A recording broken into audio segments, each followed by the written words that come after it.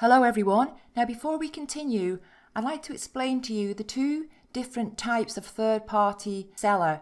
Third-party seller, that's what you will be when you start selling on Amazon. So first of all, we have the seller who purchases stock and adds their stock to an existing listing on Amazon. And I like to call this kind of selling Me Too selling, because you find a listing and you say, yeah, I want to sell that same product on that same listing. And to demonstrate exactly what this means, let me show you a few examples. So first of all, we've got this foldable cell phone stand. Now, if we look down here, we can see it says new for. And if we go ahead and click on this link, we can see here there are 4 different sellers on this listing. Now, only one seller can have what we call the buy box at any one time.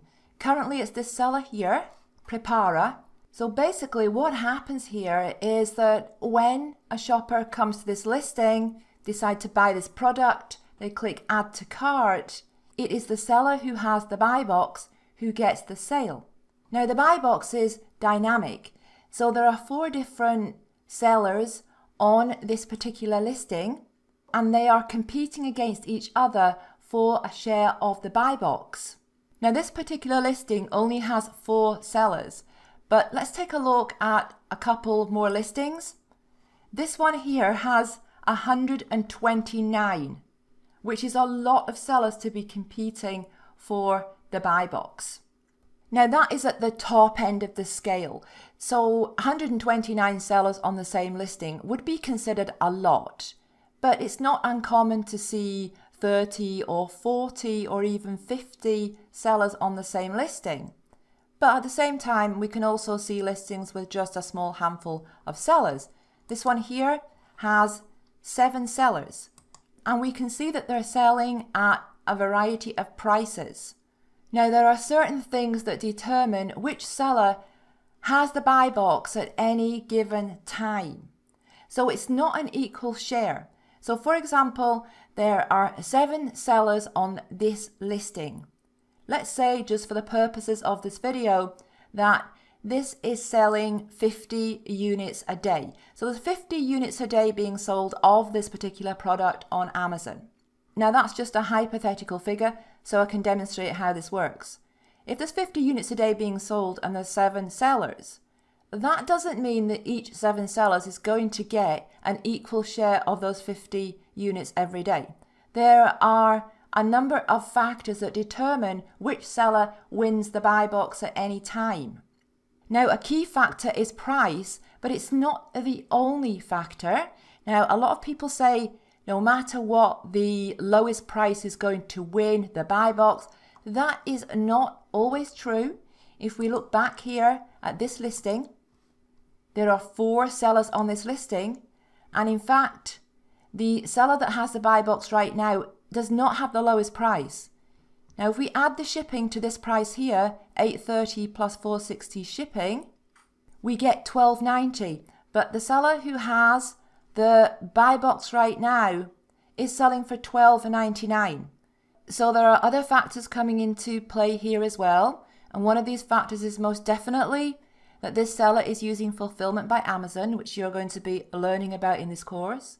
Other factors are things like account history, account health, and that sort of thing. Now let's take a look at the other kind of seller. This kind of seller is the product owner seller. The product owner seller does not add their inventory to an existing listing. Instead, they create their own listing, their own unique listing. As a result of that, they are not competing against other sellers for the buy box. If there is only one seller on a listing, there is nobody else to compete with. So if we look here, clicking on New One, we can see that the one seller on this listing is Limitless Equipment, and this product is their own product because we can see it's written on the product package. In this case, it's a tin. Now here's another one. Now this is a microfiber towel and it's by Rainleaf. Once again, we have just the one seller, and that seller is Rainleaf. They are not competing with any other sellers for the buy box. They have it all the time. All right, now in order to do this, to create your own unique listing, you need to have something unique. So this could be, for example, having a logo on the product. So getting a generic product, which I'm going to teach you how to do in this course, and having a logo put on that product. It could be something like having unique packaging, so a unique design on the packaging. It could be something as simple as having your own unique UPC code. A UPC code is simply a barcode. And again, you're going to learn all about this in the course.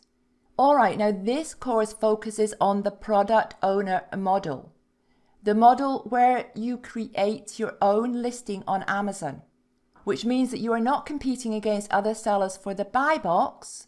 Now, as a brand new seller, you don't have any account history. There are many things that make it more difficult for a new seller to get the buy box. So once you have some history built up on Amazon, there is nothing wrong with that model, with the model that I call the Me Too model. There's nothing wrong with that at all. But here we're going to be focusing on creating your own listings so that you don't need to compete for the buy box. And in addition to that, your profit margins are generally higher with this type of selling. Okay, I'll see you in the next lesson.